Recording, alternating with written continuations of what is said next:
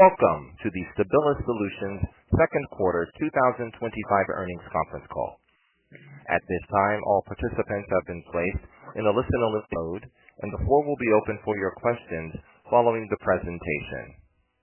If you would like to ask a question at that time, please press star 1 on your telephone keypad. If at any point your question has been answered, you may remove yourself from the queue by pressing star 2.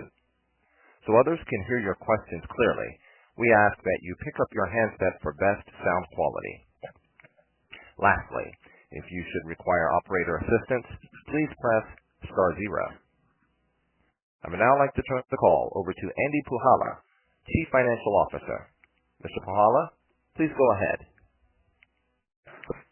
Good morning, and welcome to Stabilis Solutions second quarter 2025 results conference call. I'm Andy Puhala, Senior Vice President and CFO of Stabilis, and joining me today is our Executive Chairman and Interim President and CEO, Casey Crenshaw. We issued a press release after the market closed yesterday detailing our second quarter operational and financial results. This release is publicly available in the Investor Relations section of our corporate website at stabilis-solutions.com. Before we begin, I'd like to remind everyone that today's conference call will contain forward-looking statements within the meaning of the Private Securities Reform Act of 1995 and other securities laws. These forward-looking statements are based on the company's expectations and beliefs as of today, August 7th, 2025. Forward-looking statements are subject to risks and uncertainties that may cause actual results to differ materially from those projected. The company undertakes no obligation to provide updates or revisions to the forward-looking statements made in today's call. Additional information concerning factors that could cause those differences is contained in our filings with the SEC and in the press release announcing our results. Investors are cautioned not to place undue reliance on any forward-looking statements. Further, please note that we may refer to certain non-GAAP financial information on today's call. You can find reconciliations of the non-GAAP financial measures to the most comparable GAAP measures in our earnings press release.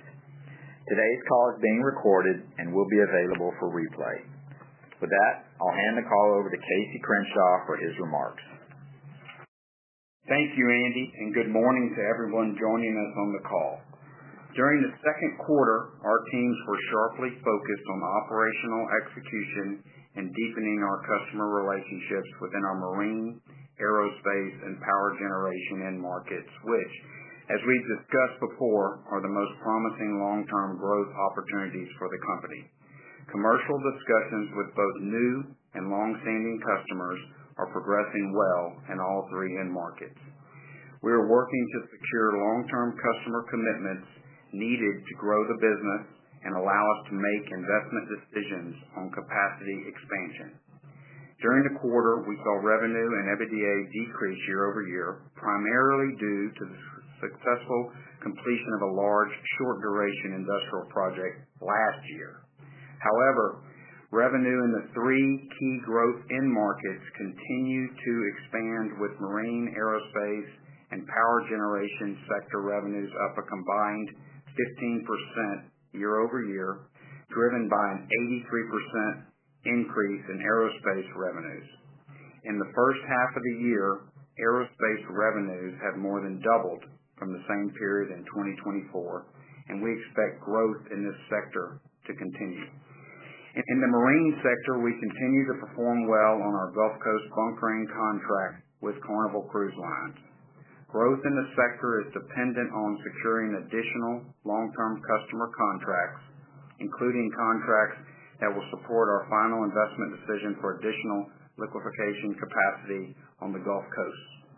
We are pleased with our progress on several potential LNG offtake agreements in the marine sector. In our power generation end market, we're seeing increased interest in LNG as a bridge and backup fueling solution to meet the rising electric demand from the data centers and other energy-intensive infrastructure.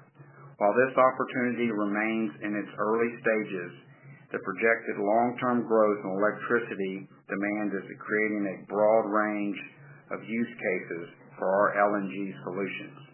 We are actively engaged with multiple customers as they explore reliable, scalable options for distributed power. In conclusion, our strategic vision is clear, and Stabilis has significant long-term growth opportunities ahead. We're building Stabilis into the leading provider of last-mile LNG solutions with a focus on becoming the partner of choice for certain key end markets. Our team continues to execute against this vision, demonstrating operational excellence and generating strong commercial momentum along the way.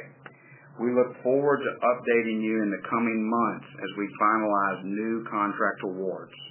With that, I'll turn the call back over to Andy to review our financial performance in detail. Thank you, Casey. I'll start with a discussion of our second quarter performance, followed by an update on our balance sheet and liquidity. Our revenues during the second quarter decreased 7% compared to the second quarter of 2024. As Casey mentioned, the decline in revenues year over year was primarily the result of the roll-off of a large contract with an industrial customer that occurred last year. This decline was partly offset by an 83% increase in aerospace revenues and a 10% increase in our power generation market. During the second quarter, approximately 77% of our revenues were derived from aerospace, marine, and power generation customers, compared to 62% in the second quarter of last year, as we continue to focus on these growth sectors. Adjusted EBITDA was $1.5 million during the second quarter, compared to $2.1 million in the second quarter of last year. Adjusted EBITDA margin was 8.6%, down from 11.3% in the second quarter of last year. In addition to the roll-off of the short-term customer contract previously mentioned, EBITDA was negatively impacted by a non-recurring charge of approximately $0.2 million related to our foreign joint venture. Cash generated from operations during the second quarter was $4.5 million. The strong cash generation resulted in a record liquidity position of $16.1 million at quarter end, consisting of $12.2 million of cash and approximately $4 million of availability under our credit facilities. With $8.4 million in debt and lease obligations outstanding, we ended the quarter in a net cash position with no net debt and strong balance sheet flexibility that positions us to strategically deploy capital to support the growth of our business. Our capital expenditures were $0.6 million during the quarter. As discussed on previous calls, as we finalize new customer commitments and the related capacity expansion, we expect an acceleration in capital commitments. That concludes our prepared remarks. Operator, please open the line for the Q&A session. Thank you. At this time, if you would like to ask a question, press star 1 now on your telephone keypad. The floor is open for questions. Again, we ask that you pick up your handset when posing your questions to provide optimal sound quality. Thank you. Our first question is coming from Martin Malloy of Johnson Rice. Please go ahead. Good morning. Morning, Marty. Good morning. First question, just wanted to ask about the contractual agreements, the offtake agreements. That it sounds like you've got a number that are in the works, and it could be months, within the next couple months that they're announced. And just wanted to get a sense if that was a correct interpretation of your statements, and then also the magnitude and the industries involved here, and are these going to be of the size and tenor that would allow for project financing potentially? Yeah, Marty, why don't I start? This is Casey, and then I'll let Andy come back in and add some additional color. The way we see this is really all three of those growth segments that we talk about, both the marine, aerospace, and power generation, distributed power generation business. All of them have contracts that we're working on with multiple customers. And we have, we're always in the business of signing new customer agreements. And when we think about, duration, some are 6 months, and then some of them keep getting extended and can go for multiple years. So, they're all different in duration, but we're working on them in all three segments, numerous contracts in all three segments. if we want to then kind of shift into kind of how those are going to allow us to deploy capital, if we want to talk about aerospace, we're working on a number of additional contracts there that would allow us to support additional capital expenditures to fulfill those or to support those contracts. Power generation, the same, or distributed power.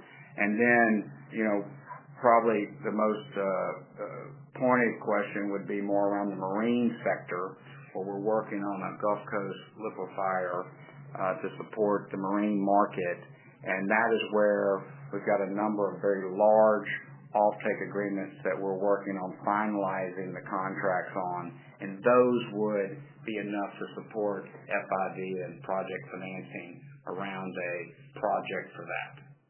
So Andy may have some additional color on that, but I want to just cover it. All three segments have different contracting and work around those that are much longer term in duration than just kind of spot work.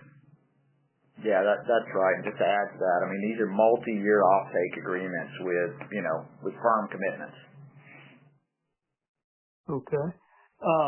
Thank you for that. And then for my follow-up question, just wanted to ask about the timing of once these contracts are announced. I know you've got some equipment at George West for potentially doubling of capacity there or someplace else. You've got long lead time equipment already purchased.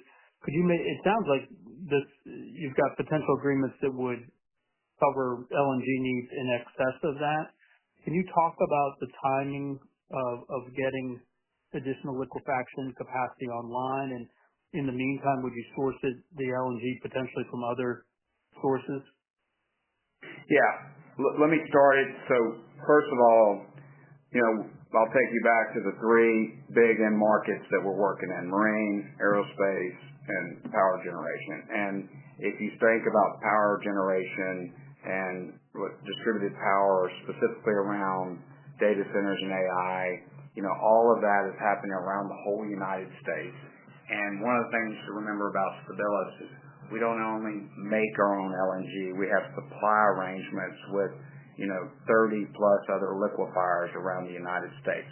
So the distributed power generation market, it's going to determine if we're going to add liquefaction capacity or if we're going to deploy what we have as a fleet of the last mile LNG equipment, which is the on-site storage and the vaporization equipment, which is very valuable, which we already have in our fleet.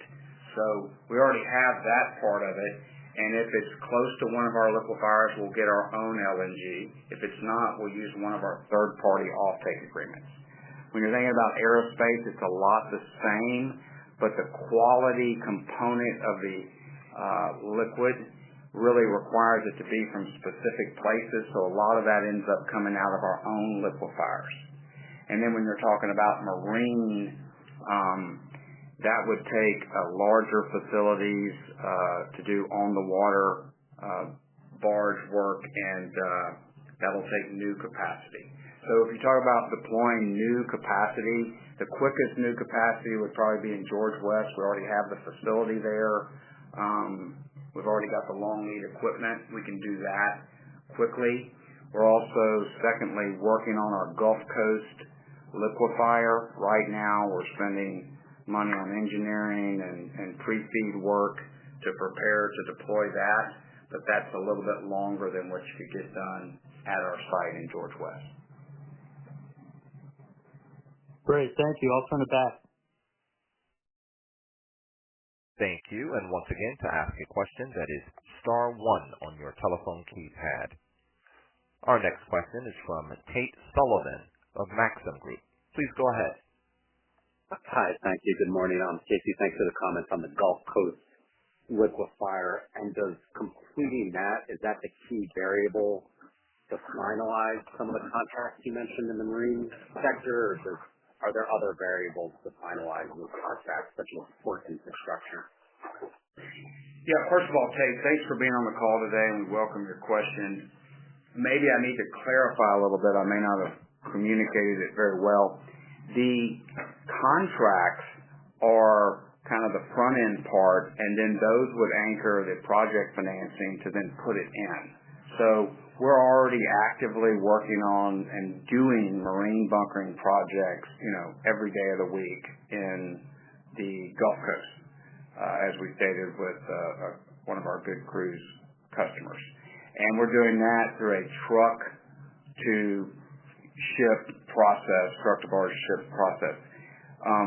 These contracts that we're working on will underpin putting a new facility, what we call on the water, so that we can produce the LNG needed for those contracts, on the water. When I say on the water, next to the water, where we don't have to truck the LNG in. So really what we're waiting on is these contracts that are long enough in tenure and duration to underpin the project financing so we can make the final investment decision to move forward.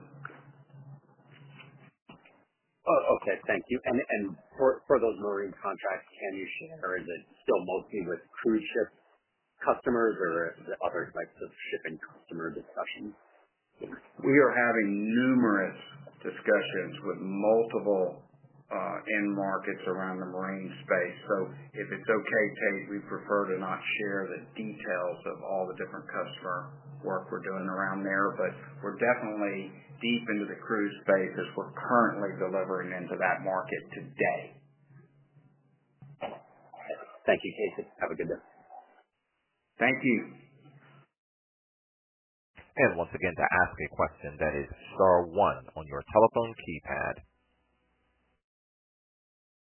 We'll take our next question from Spencer Lehman. Your line is open. Hi, gentlemen, and hi, Andy. There's there's a lot of the macro picture for LNG is just very attractive, and there's a lot going on with that. A couple weeks ago, when they announced that Europe was going to spend $750 billion in purchases, and certainly the overall picture is just great for energy and especially LNG, and a lot of hype on data centers. It just seems like there's a tremendous amount of need for energy in the country. And with the administration is certainly supporting that whole area. So I think you're sort of in a sweet spot here, but the stock small companies off the radar, and I'm just curious what you're doing now or could do to get really get the story out. Well, Spencer, this is Casey. Let me start. I'll have Andy kind of come back on it and do some additional color and clarification. And I appreciate your question. And as a meaningful shareholder of the company, I feel the same thoughts around that you just shared there. Like when I think about me being a shareholder of Stabilis and being here, we started Stabilis in 2012, so we've got over a decade of just high, active, real work in LNG. We've delivered just a ton of real products, a ton of real customers. We've got an amazing team of operational people, amazing team of business development, engineering, and just overall staff, and we're doing it every day of the week. And we have these big growth end markets that can just take the company and have a step change in both size of revenue and earnings. And so when I think about my investment in Stabilis, I think about a cash flow generating, positively operating LNG platform that's actively working on growing itself in 3 dynamic end markets. To me, it's a great place to be. And when I think about long term, I think Buffett or someone said, the stock market is a short term, people talk about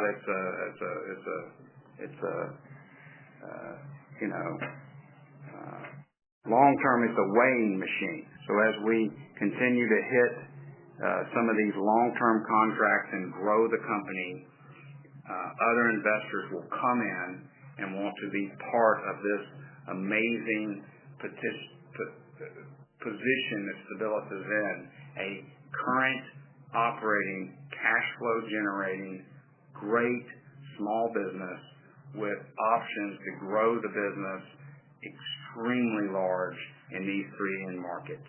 And I think it's a great place to be. I'm delighted to be a shareholder personally, proud of it, and I think over time other people will find that out and will join up as we hit our strategic vision for the company.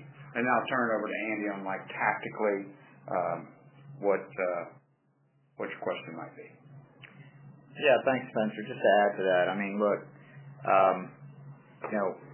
we're eager to get out and talk to the market and tell people what we've got going on at Stabilis, and we think that the key thing there is to get some of these contracts so that we have an opportunity to go out and have something exciting to talk about in the marketplace. And we, as Casey mentioned, we think we're close on several, transformative type projects. And then we've got the opportunity to go out and give people some specifics to really think about and understand what that means for Stabilis. Until we have some of those specifics, it's kind of hard sometimes to get people as excited as we are about the opportunity. But believe me, we're excited. We don't get too focused on the kind of the quarter to quarter minutia, because we think that this is really a long term growth story, and we're very bullish about it. Well, thank you so much. Thank you, Casey. That was very encouraging and enlightening. And my only problem is I'm going to be 90 here in a few months. I'm running out of time, so don't wait too long. Well, we're not waiting. We're actively I know you're not. investing in the business, in the growth sections, to have that step change and transformational deal. And when I think about where Stabilis is going to be in the next 3, 5, and 10 years, it's really exciting. It's exciting to be in the LNG manufacturing and distribution and part of that value chain of the gas. And Stabilis is a great platform of that. And I think, Spencer, that 90 years is young now, and I think we look forward to many more years with you as a shareholder. And well, I'm definitely a long term, but long term now is 4 or 5 years. So yeah, but it's just a great atmosphere to be in right now with LNG, and I'm excited about that, and I think things are ready to really happen for you guys. So thank you. Thanks, Spencer. Thank you. Thank you. Thank you. This does conclude the question and answer portion of today's call. I would now like to turn the floor over to Andy Puhala for closing remarks. Thanks, Leo. And thank you for all that joined us today. We appreciate your time and continued interest and support for the company. If you have any additional questions or simply want to learn more about what we're building at Stabilis, please contact me at our investor relations number. This concludes our call, and thank you all very much. Thank you. This concludes today's Stabilis Solutions second quarter 2025 earnings conference call. Please disconnect your line at this time and have a wonderful day.